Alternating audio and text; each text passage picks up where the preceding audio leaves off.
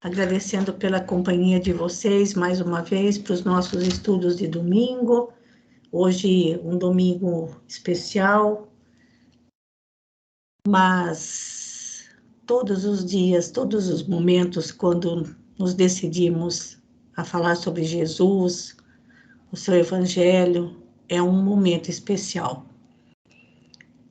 Nós agradecemos a Deus a oportunidade deste encontro, mais uma vez, é o nosso encontro de número 64. Nós estamos tratando dessa parábola desde janeiro, aliás, desde fevereiro desse ano, e ainda acredito que a gente vá este domingo e mais o próximo. E hoje o nosso número de participantes está um pouquinho menor, porque muitas pessoas foram viajar ou estão aí com seus compromissos familiares, mas o que importa é a qualidade, não a quantidade de participantes, que todos nós estejamos aqui sempre com o mesmo propósito de aprender e de buscarmos nos ensinamentos, sobretudo nos textos de Emmanuel, o equilíbrio necessário para as nossas tarefas de cada dia. Então, hoje, mais uma vez, para iniciarmos as nossas tarefas, eu peço ao Albertinho a prece de abertura, rogando a Deus e rogando a equipe espiritual da nossa casa de oração que possa passar pela casa de cada um de nós, trazendo a bênção confortadora do passe, acolhendo os espíritos necessitados de auxílio, porque esses sempre estão presentes, tão aflitos ou mais do que nós mesmos. Então, por favor, Albertinho. Boa noite a todos. Boa noite. Sejamos todos com Deus. Queridos irmãos, todos vamos elevar nossos pensamentos às altas esferas espirituais, porque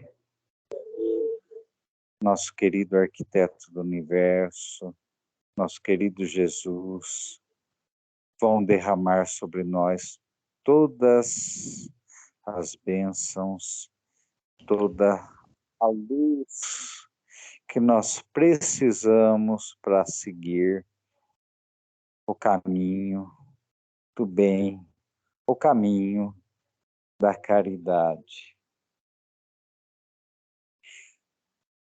Mais um domingo se encerra e mais uma semana se inicia.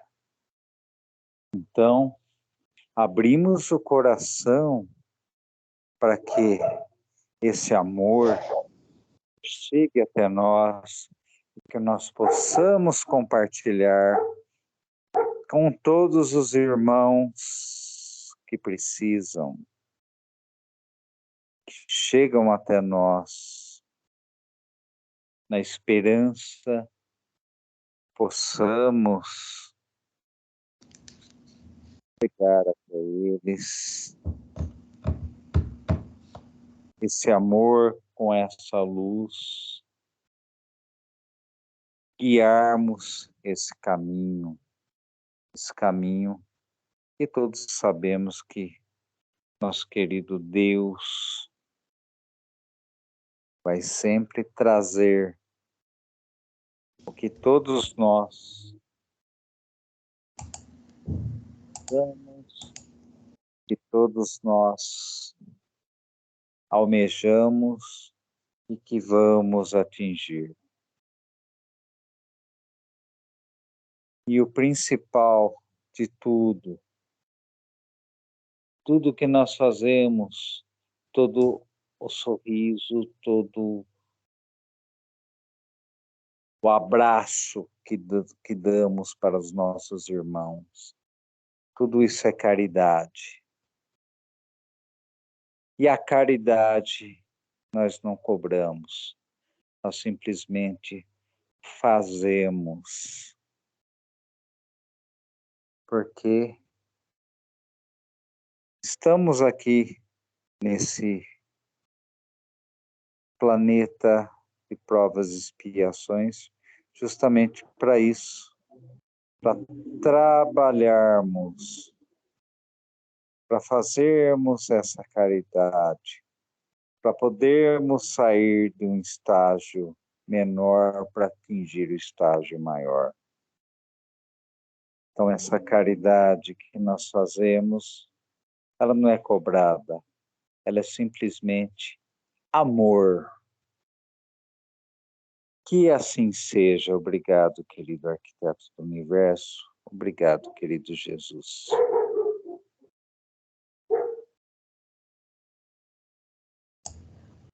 Bom, gente, hoje nós temos 5 textos de Emmanuel.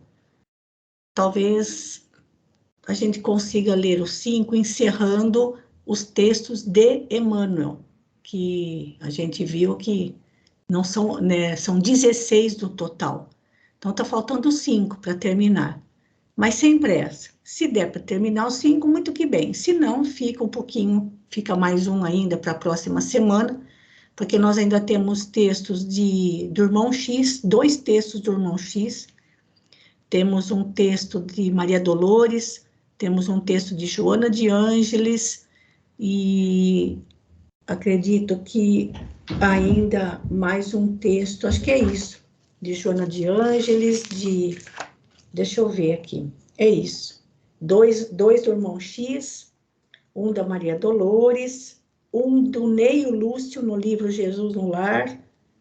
Então, ainda faltam aqui uns 4, 5, mais ou menos, e de Joana de Ângeles, para a gente terminar. Então, se não der hoje, a gente termina na próxima, se não der na próxima, terminamos no outro domingo, não temos pressa, porque são lições muito importantes. Então, a primeira leitura é da Rosana. Eu vou abrir o texto aqui, aliás, vou compartilhar para que todos possam acompanhar. Por favor, Rosana, pode começar. Boa noite a todos. Boa noite. Caminho Espírita, dia a dia. Nas curtas viagens do dia a dia, todos nós encontramos o próximo, para cuja dificuldade somos o próximo mais próximo.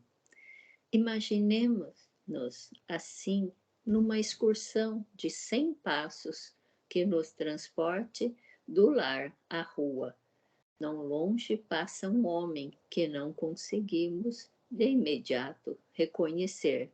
Quem será? Perguntamos em pensamento. E a lei do amor nolo aponta como alguém que precisa de algo.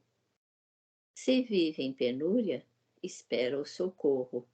Se é abastado, solicita assistência moral de maneira a empregar com justiça as sobras de que dispõe. Se é aflito, pede consolo. Se é alegre, reclama apreço fraterno para manter-se ajustado à ponderação. Se é companheiro, aguarda concurso o amigo. Se é adversário, exige respeito. Se benfeitor, requer cooperação. Se malfeitor, demanda piedade. Se doente, requisita remédio. Se é dono de razoável saúde, precisa de apoio a fim de que a preserve. Se ignorante, roga amparo educativo. Se culto, reivindica estímulo ao trabalho para desentranhar a benefício dos semelhantes os tesouros que acumula na inteligência. Se é bom, não prescinde de auxílio para fazer-se melhor.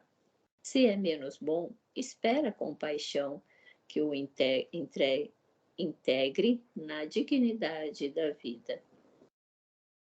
Ante o ensino de Jesus pelo samaritano da caridade, poderemos facilmente entender que os outros necessitam de nós tanto quanto necessitamos dos outros. E para atender às nossas obrigações, no socorro mútuo, comecemos à frente de qualquer um pelo exercício espontâneo da compreensão e da simpatia. Bom, né, Emmanuel? Nessa lição, Emmanuel dá vários apontamentos aqui para a gente praticar a lei do amor. Quem vive em penúria, obviamente, espera o socorro. O abastado solicita assistência moral. Se aflito, o consolo. Se alegre, reclama o apreço fraterno. Se é companheiro, aguarda um concurso amigo. Se é adversário, ele exige respeito. Se benfeitor, requer a nossa cooperação. Se é dono de razão, se é doente, requisita remédio. E o dono razoável da saúde também precisa de apoio para a sua preservação. O ignorante sempre roga a parte da educação. O culto, ele quer o estímulo ao trabalho para desentranhar a benefício dos semelhantes e utilizando a sua inteligência. O bom prescinde de auxílio para fazer algo melhor para o seu semelhante. Se ele é menos bom, ele quer uma compaixão na dignidade da vida. Nessa lição, Emmanuel nos indica que tudo aponta para o auxílio, a caridade ao próximo, porque tanto nós quanto os outros, um precisa do outro. Ou seja, nós necessitamos das pessoas todo dia, e os outros também dependem de nós. É indispensável falar, não, eu não dependo de ninguém, eu faço tudo sozinho. Mentira! Se a gente analisar tudo o que fazemos, a gente está dependendo dos outros. A gente depende daquele que limpa o chão, a gente depende daquele que abastece o supermercado, a gente depende dos que fazem uma limpeza, dos que ajudam na parte médica. A gente está sempre necessitando dos outros. E talvez os outros também esperam da gente, pelo menos uma caridade, uma atenção, né? Uma simpatia para com eles. É isso, Maruíssa. É interessante a gente verificar aqui que Emmanuel foi falando sempre de dois em dois, né? É. E um sendo o contrário do outro, né? Penúria e abastado, aflito e alegre, companheiro ou adversário, benfeitor ou malfeitor, doente ou saudável, ignorante ou culto, bom ou menos bom. Ou seja, ou melhor, seja qual for a situação daquele que se aproxima de nós, esteja ele do lado positivo, esteja ele do lado negativo de cada situação, sempre há alguém que vai precisar de alguma coisinha da gente, nem que seja apenas compreensão e simpatia. Então, aqui Emmanuel estende mais ainda a lição do bom samaritano. Mais alguma coisa, Rosana? Não, é isso mesmo, Emmanuel já foi bem claro nas suas... Tá clara essa lição aqui, é uma lição bonitinha desse livro. Obrigada. Nós que agradecemos. A próxima leitura agora é do Matias. Deixa eu voltar no índice geral. Com um livro chamado Coragem, que eu acho que é o que anda faltando para todos nós, né? Nos momentos difíceis pelos quais todos passamos, às vezes, como dizia minha santa mãe, às vezes a gente tem tudo, menos coragem. Então, esse livro se chama Coragem, mas são autores diversos, não é só Emmanuel. E como aquele que da Rosana também, o livro Caminho Espírita, não é só de Emmanuel, são autores diversos. Então, desse livro chamado Coragem, a lição número 18. Misericórdia sempre. Pode começar. Boa noite a todos. Boa noite. Misericórdia sempre. Conta-se que Jesus, após haver lançado a parábola do bom samaritano, entraram os apóstolos no exame da conduta dos personagens da narrativa. É porque traçassem fulminativas reprovações em torno de algum deles. O Cristo prosseguiu no ensinamento para o contato público. Em verdade, acentuou o Mestre, referindo-nos ao próximo, antes as indagações do doutor da lei, à frente do povo. Mas a lição de misericórdia tem raiz mais profunda. Quem passasse irradiando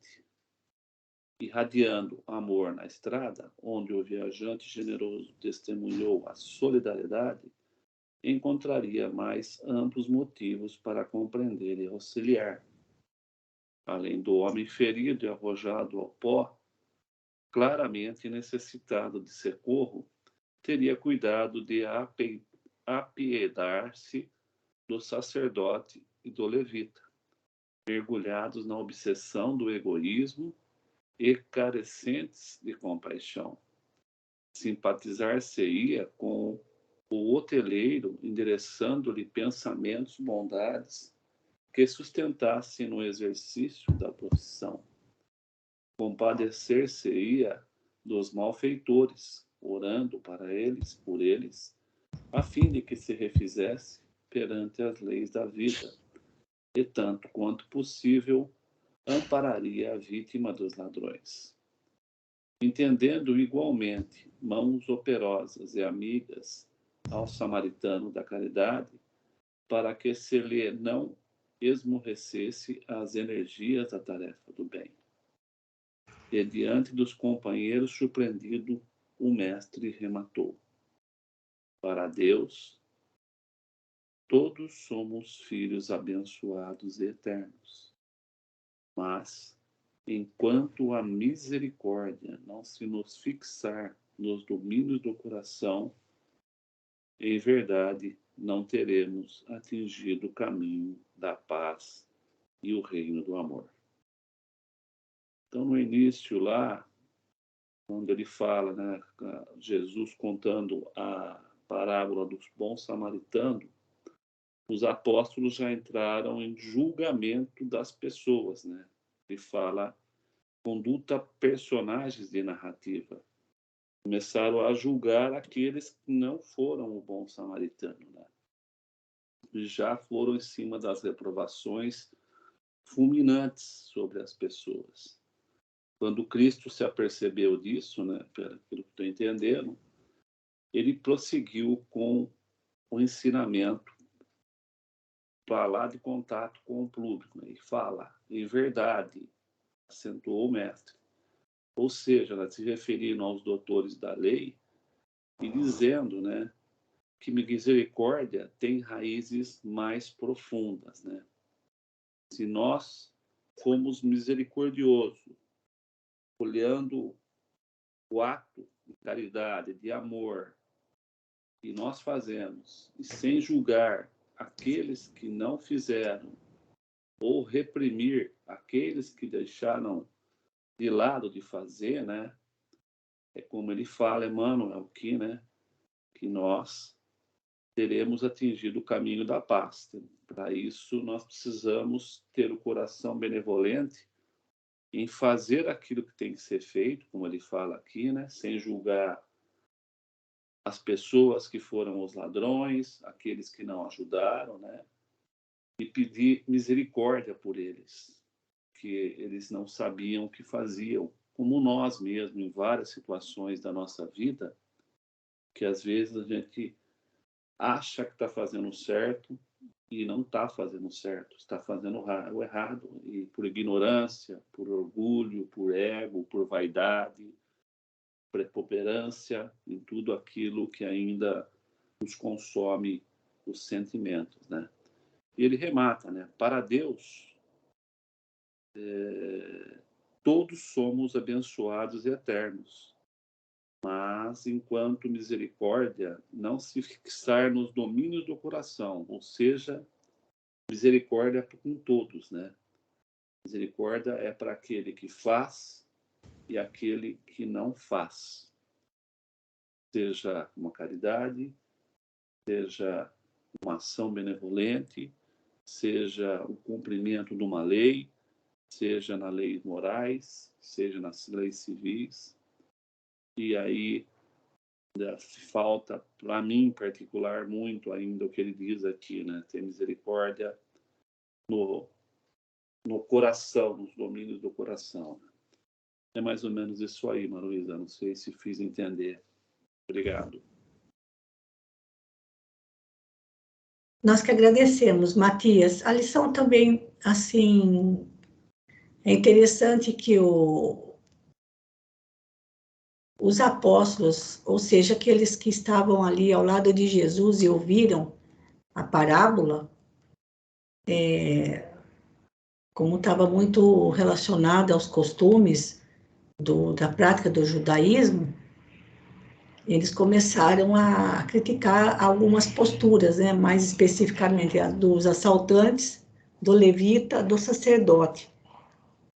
E Jesus mostra aqui que, independentemente da nossa postura, todos somos necessitados de misericórdia. E essa lição é nesse sentido, né? Nada de... que quando a gente começa a estudar a parábola, imediatamente a gente já fica contra, né? A gente fica contra o levita, contra o sacerdote, contra os assaltantes, a gente fica super fã do bom samaritano, do hoteleiro mais ou menos, porque ele só vai fazer o serviço dele se ele receber o dinheiro. E, no entanto, o Emmanuel chama a nossa atenção aqui também com essa fala, né? E, enfim, falta misericórdia. Então, tá bom, Matias. Muito obrigada. A próxima leitura... Maruísa, pois não. Só um comentáriozinho. E esses outros personagens são muito mais necessitados de amparo do que provavelmente o próprio caído, né? O próprio assaltado, vamos dizer assim, né? São ferimentos diferentes, né? O assaltado era o socorro que ele precisava, era material e físico. Os demais precisavam de socorro espiritual. É que a gente com muita facilidade, a gente sente compaixão de quem está caído. Mas é muito difícil sentir compaixão do arrogante. Né, Margarete? Com aquele que... sentir compaixão de quem ocupa um cargo público, de quem tem alguma autoridade. É muito difícil sentir compaixão deles. Ou então, sentir compaixão de quem pratica o mal, talvez até seja mais fácil. Mas a gente é levado a sentir compaixão de quem está numa posição inferior à nossa. Agora, vai sentir compaixão de quem está numa posição superior à nossa. Aí a gente já não consegue. Né? Então, esse exercício da misericórdia ainda é bem travado dentro da gente. A carapuça serviu. E vamos em frente para a próxima. Nós estamos agora no livro Marcas do Caminho, que também são livros com autores diversos, não é somente Emmanuel, mas aqui nós vamos agora para o capítulo 12, Caridade e Jesus. Por favor, Celina. Caridade e Jesus. A história do bom samaritano, ainda hoje, compele-nos a reconhecer na caridade o caminho aberto por Jesus à união e à paz entre as criaturas e não antes dele. Os papiros do Egito ancião não se reportam a qualquer sentimento, qual o da parábola, capaz de reunir corações estranhos uns aos outros. Os documentários de Roma imperial não evidenciam qualquer vestígio de semelhante demonstração de calor humano. As páginas da Grécia Antiga, conquanto se definam, até agora, por ápices da cultura filosófica de todos os tempos, não nos revelam indícios desse amor ao próximo, desacompanhado de indagações. Arquivos de povos outros que passaram na Terra antes do Cristo não revelam qualquer sinal desse imperativo de amparo imediato a necessitados que se desconheça. Jesus, porém, com a história do samaritano generoso, inaugura um mundo novo no campo emotivo da humanidade, com base na assistência a qualquer irmão do caminho terrestre, que se veja em calamidade e penúria, sem distinção de credo e raça. Caridade, onde esteja, é a presença de nosso Senhor Jesus Cristo. Sempre que te detenhas a contemplar um hospital ou um lar consagrado aos desprotegidos, uma instituição de auxílio social ou de socorro fraterno, eleva o pensamento à bondade divina em sinal de louvor e colabora, quanto puderes, em benefício dos outros. Através do ensinamento do Senhor, todas as criaturas válidas são naturalmente chamadas pelas leis de Deus à sustentação possível daquelas outras que estejam caídas em provação. E sempre que te observes à frente de quaisquer dessas obras dedicadas à compreensão e ao amor, recorda que te achas perante a irradiação da luz divina, ou mais propriamente, ante a caridade e Jesus. Emmanuel. Linda lição, Malu. Linda lição, pelo próprio título, né? Caridade e Jesus. Ele começa narrando capítulos da história onde não se tem claro nesses papiros, né? Esse sentimento, não é aflorado esse sentimento de amor para com o próximo, para com o desconhecido. Então, nesses documentários de Roma, não se evidenciam um vestígio de demonstração de calor humano. As páginas da Grécia, não se vê amor ao próximo, né? Nesses mausoléus antigos, nenhum deles fala desse sentimento tão forte e tão profundo quanto a caridade que Jesus demonstra na parábola do bom samaritano, né? A caridade completa, aquele ciclo completo de ajuda a um desconhecido. Então, a gente tem que entender bem que ele deixa claro que a caridade, onde esteja, é a presença de Jesus. É o auxílio integral, o socorro completo. Isso veio somente com Jesus, né? O amor ao próximo, sem saber quem. Ajudar o quanto a gente pode, né? Ou, como a gente fala, né? É o verbo fazer ao próximo.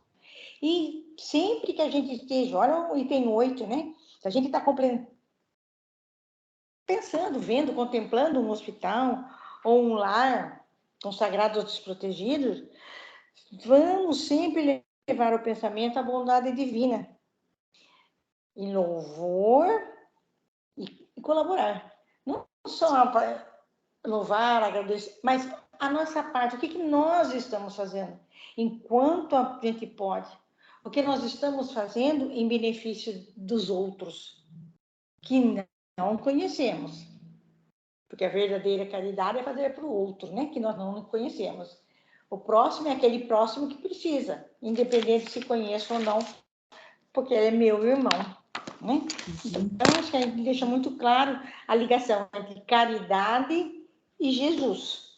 Sim. Né? Acho que é isso, Malu. Por favor, complemente aí, bem. Linda leitura.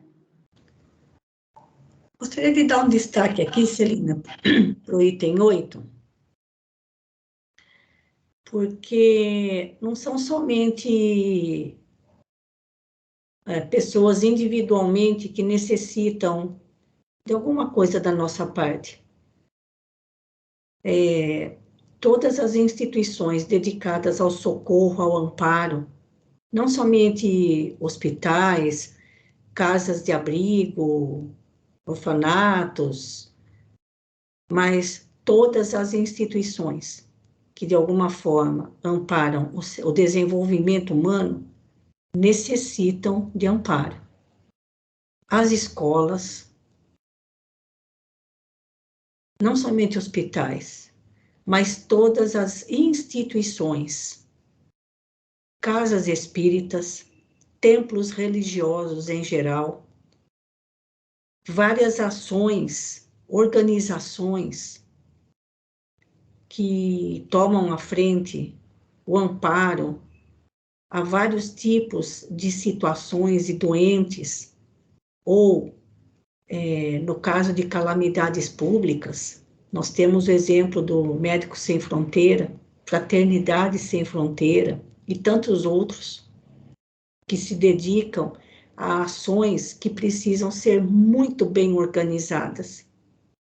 Então, o que Emmanuel mostra aqui para a gente é que esse amparo que a gente encontra na parábola precisa se estender igualmente às instituições, porque toda instituição que tenha como objetivo auxiliar o próximo também é muito atacada pela espiritualidade.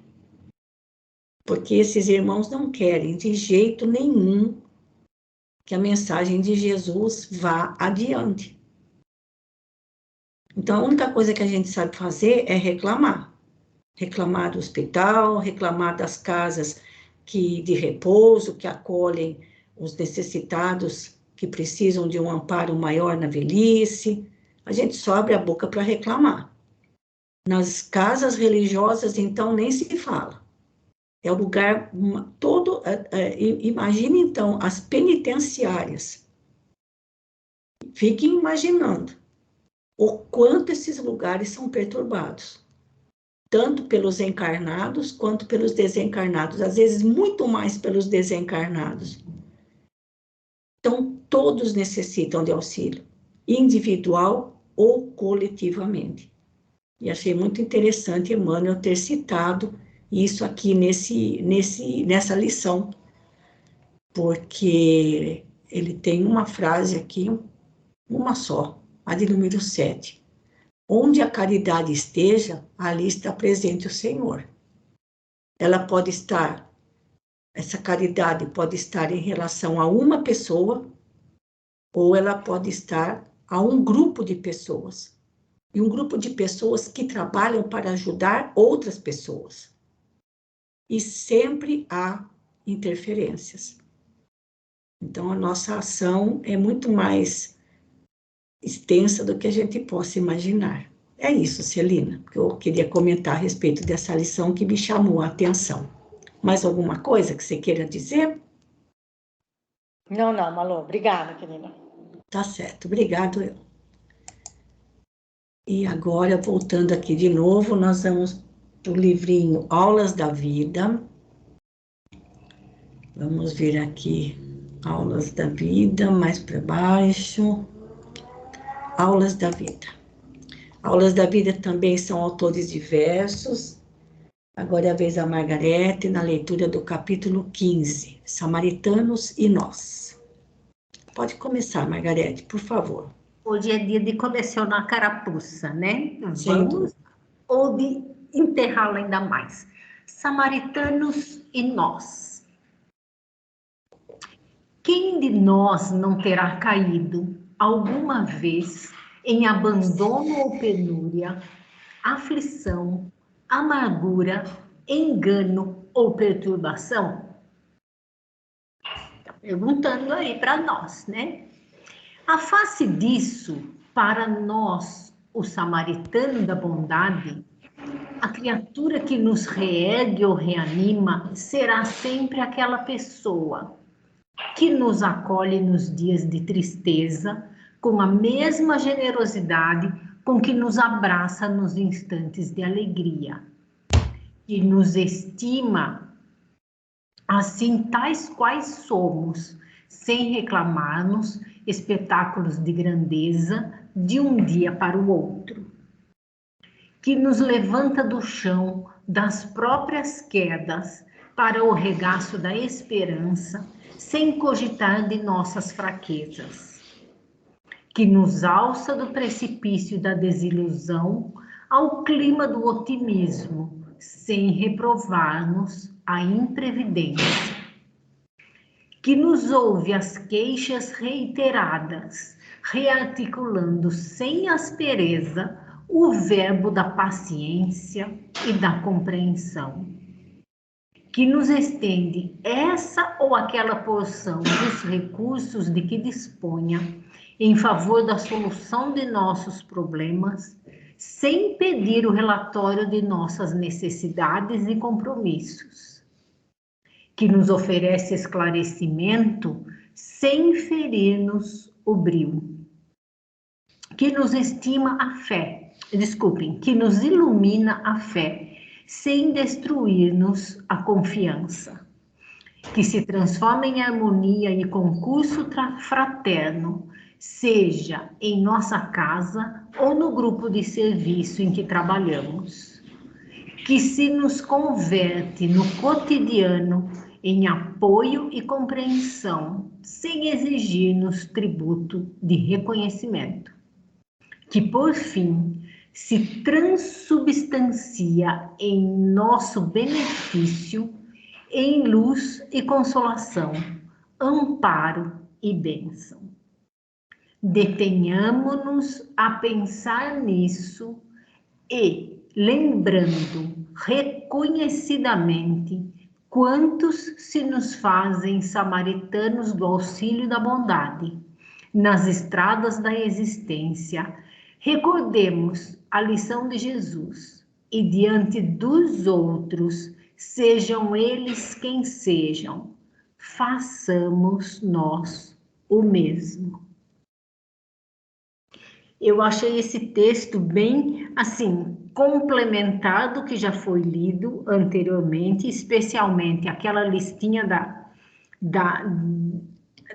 que a Rosana leu, do texto que a Rosana leu, no texto que o Matias leu, mas olhe lá, os samaritanos, aqui ele dá uma lista de samaritanos, como eles nos apresentam, como eles se apresentam nos momentos em que nós estivemos caídos. Que a gente sempre pensa no caído como o outro, mas muitas vezes nós é que somos os caídos. Quem é que não passa por momentos de tristeza? Quem é que não passa por momentos de desequilíbrio, de desatenção, de penúria, de amargura, de perturbação? Né? Quantas vezes não somos nós os enganados, os caídos?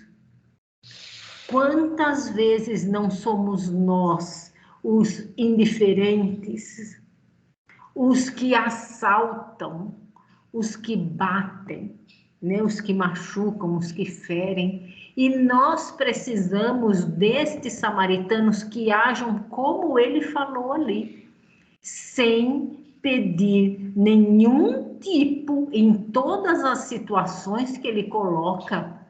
Eu acho que a gente poderia reler esse texto como o samaritano que nos acolhe nos dias de tristeza, o samaritano que nos ajuda sem pedir, que nos estima, o samaritano que nos levanta, o samaritano que faz tudo isso sem pedir nenhum tipo de retribuição, de questionamento, sem crítica, sem nenhum tipo de observação, aquela pessoa que simplesmente nos levanta, como fez aquele samaritano com aquele irmão caído.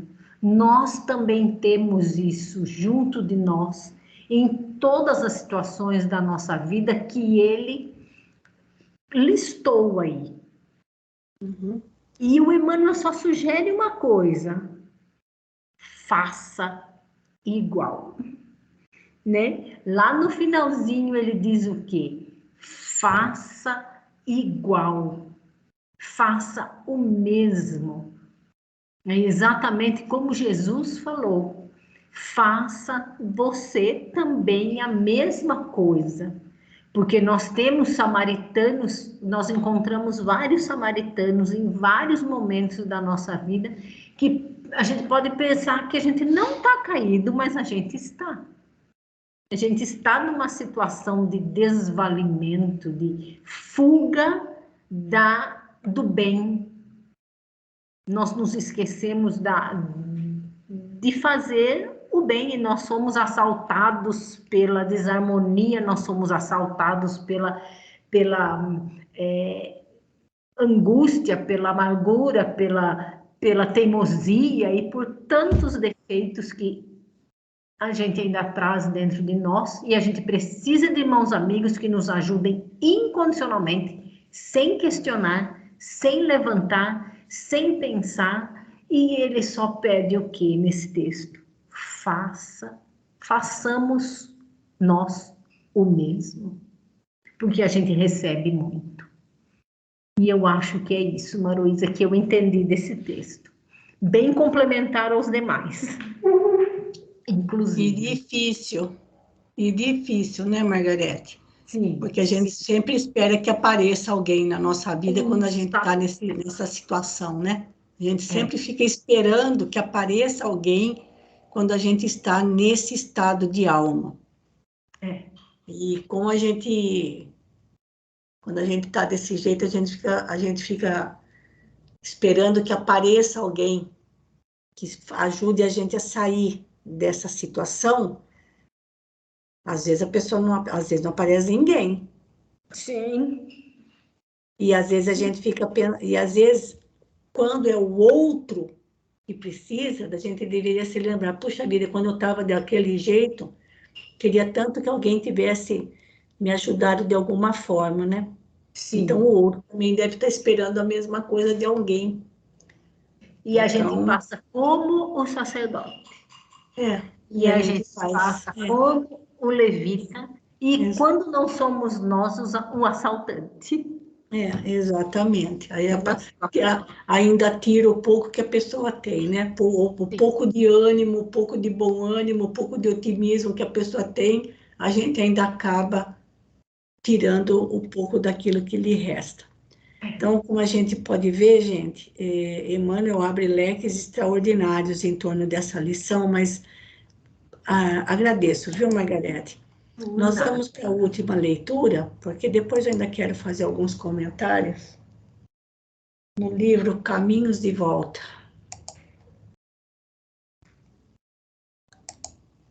Também de autores diversos, a lição de número 37. Por aqui a gente está tendo uma ideia de quantos livros do Chico, não, gente? Minha Nossa Senhora, não acaba nunca.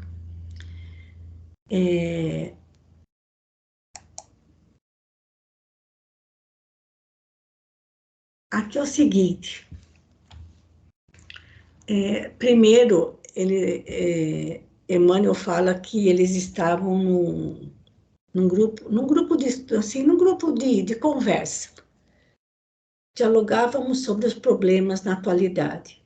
Por que descrer da divina sabedoria, quando a sabedoria da vida é um tesouro de surpresas em toda parte? Se o homem, quanto mais investiga a natureza, mais se vê na obrigação de estudar para ir entendendo a verdade, por que a descrença de tantas criaturas que negam a vida espiritual, dizendo ser impossível a prova da existência fora do campo físico?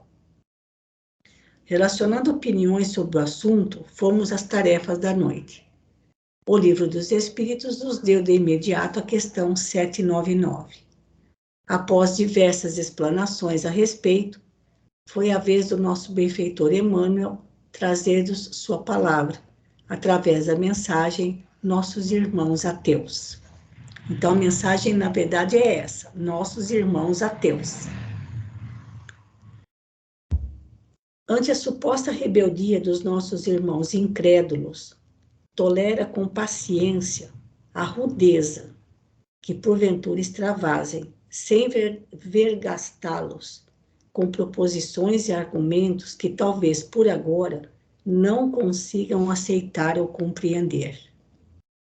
Reflete na extensão do sofrimento que, em maioria, nós, os espíritos desencarnados e encarnados em evolução na Terra, temos colocado na atmosfera do planeta. E se já alcançaste a fé viva nas leis de Deus, compadece-te.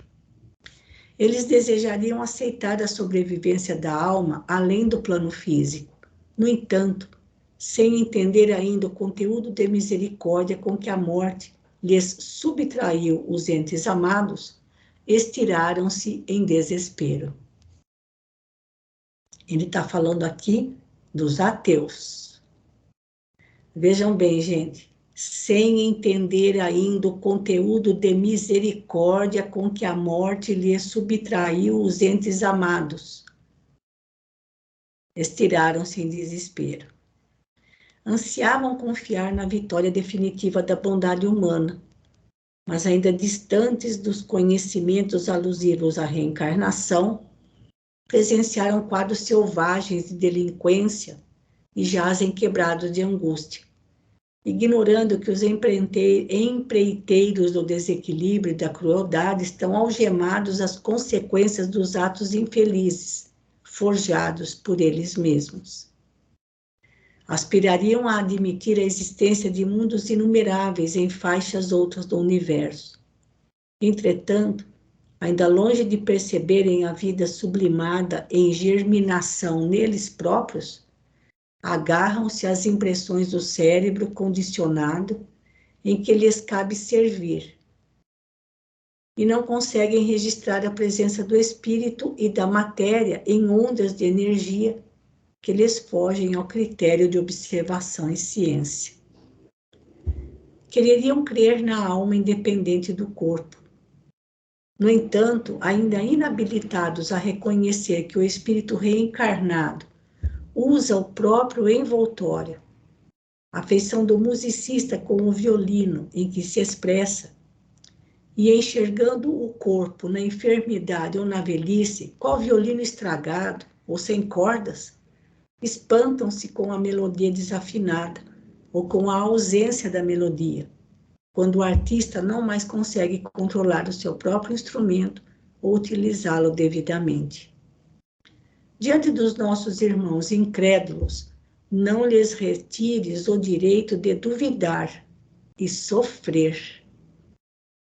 Olha isso, gente. Não lhes retires o direito de duvidar e sofrer. Sofrem porque duvidam. São companheiros que resvalaram na sombra, muitas vezes assaltados por pesadelos sinistros, e por isso mesmo despojados de equilíbrio e esperança. Não lhes fujas a dor. Recordando o samaritano da parábola, quando os encontrares, desce da alimária que simbolizamos em nosso reconforto íntimo. Unge-lhes as feridas com o bálsamo da oração e ajuda-os a se acomodarem, tanto quanto possível, na hospedaria do tempo. Olha o paralelo que Emmanuel faz. E fazendo por eles a tua parte de amor, segue adiante, ao encontro das tarefas que te esperam presença e trabalho em teu próprio caminho, conservando a certeza de que Deus, cuja infinita bondade zela por todos nós, saberá o melhor modo de auxiliar e socorrer com eficiência e segurança a cada um. Não somos nós que vamos mudar as concepções dos ateus, daqueles que não creem em nada, mas sim o tempo. Mas mesmo assim, por eles, a gente pode auxiliá-los com o nosso respeito, respeitando a posição em que eles se encontram, porque eles, como a frase que bem esclarece aqui, é aquela que Emmanuel fala que eles sofrem, não estou conseguindo achar, aqui. Não lhes retires o direito de duvidar e sofrer. Eles podem questionar o quanto eles quiserem sobre a vida, sobre o espírito, sobre reencarnação, sobre vida depois da morte, porque eles vão desencarnar, vão conhecer a realidade, vão ter que reencarnar, até que um dia eles acabem aceitando. Então, mas o que eu achei bonito nessa mensagem é o paralelo que Emmanuel faz com a parábola do bom samaritano. Bom, gente, com isso, nós terminamos aqui as leituras de Emmanuel relacionadas a essa parábola maravilhosa, mas a minha dúvida é a seguinte. Eu vou voltar lá só para fechar aqui, porque agora nós não vamos mais precisar do texto. Eu ainda não encontrei resposta para essa pergunta, mas vou deixar ela aqui, então quem quiser ir questionando, ir perguntando, ir pesquisando, a gente pode depois ir trocando ideias. Essa parábola é citada somente no Evangelho de Lucas. Jesus, quando pronunciou essa parábola, ele acabava de chegar da Galileia.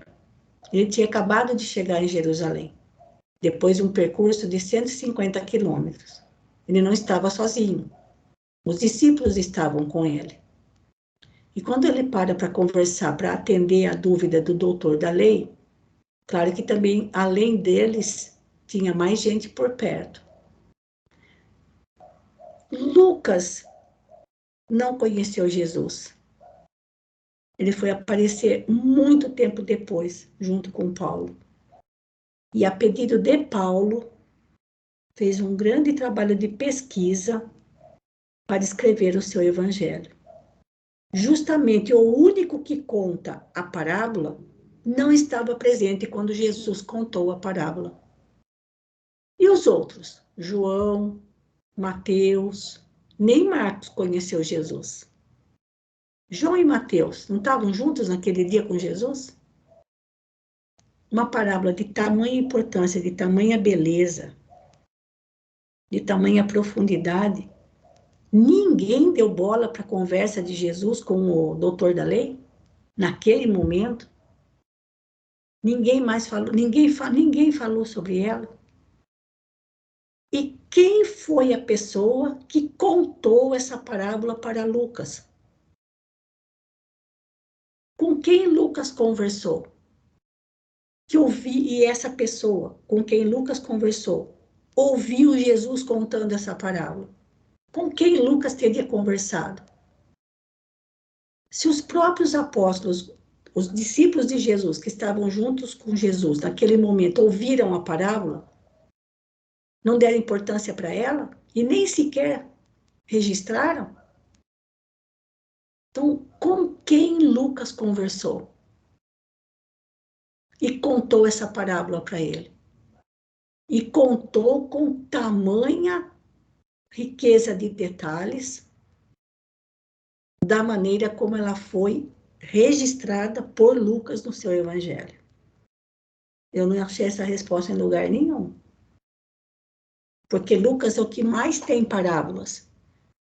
E ele tem parábolas que não foram contadas em nenhum dos outros evangelhos. E Lucas não conheceu Jesus.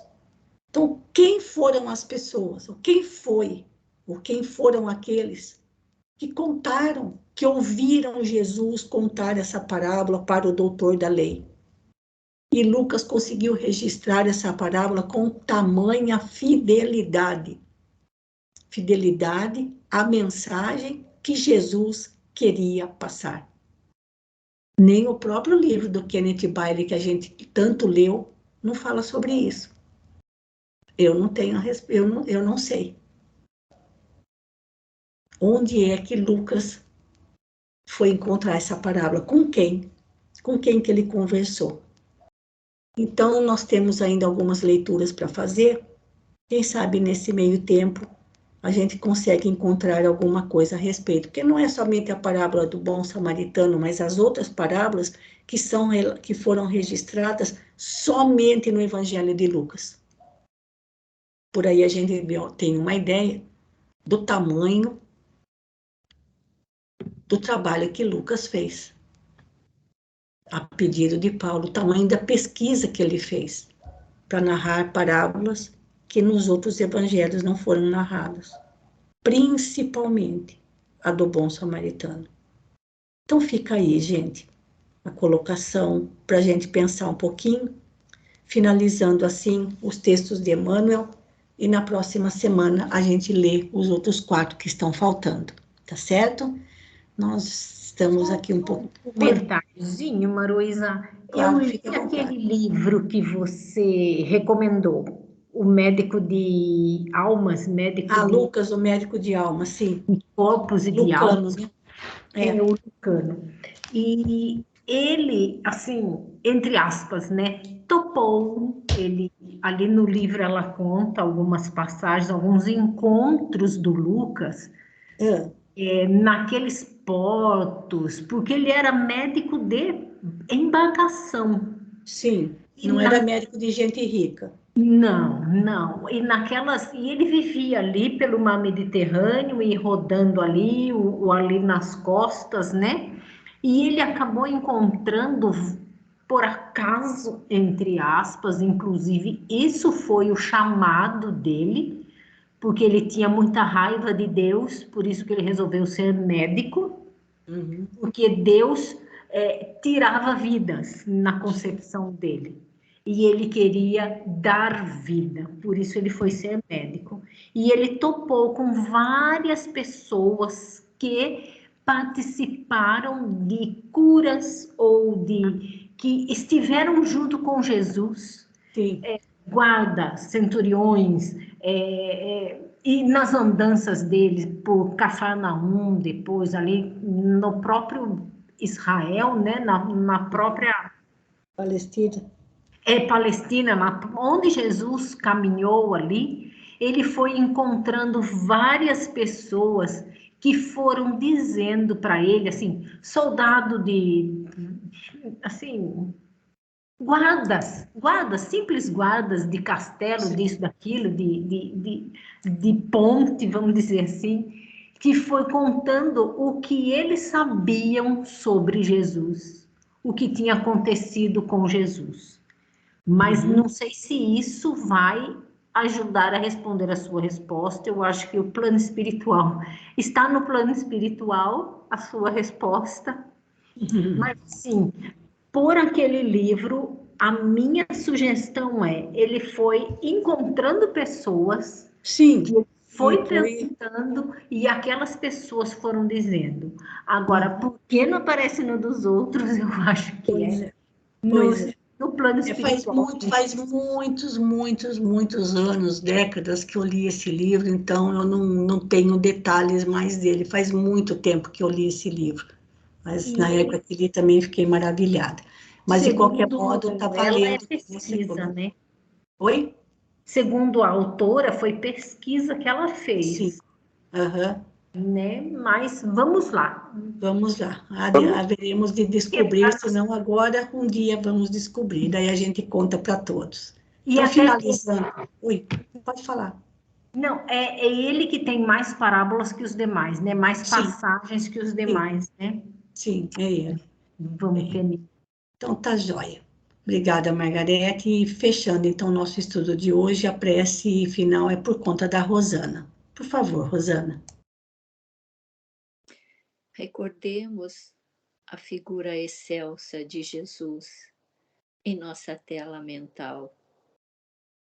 Abrindo os braços, Jesus, e nos acalentando com a sua mansietude, a sua serenidade, seu amor, e nos dando a coragem, o alento para sempre seguir em frente, sempre trilhando o seu caminho, como o Senhor mesmo nos disse.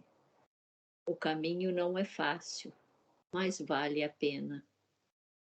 E agradecendo, Jesus, aos nossos benfeitores amigos, que tanto nos trazem essas lições maravilhosas, para que a gente também consiga entender melhor as suas palavras, a sua explicação de caridade e de amor.